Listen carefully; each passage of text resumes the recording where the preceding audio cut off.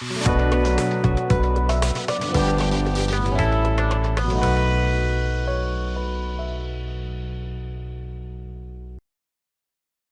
you don't see a choice of templates when you create a new slide, click on the Insert menu and choose Templates.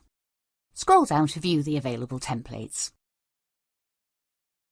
Click on the template you wish to use, then on the slide layout that you wish to add to your presentation. Keep adding slides by choosing the layouts you want to use.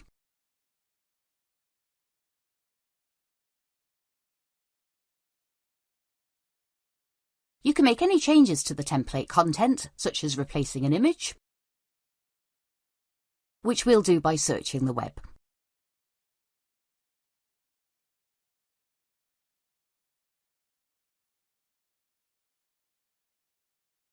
Thank you for watching.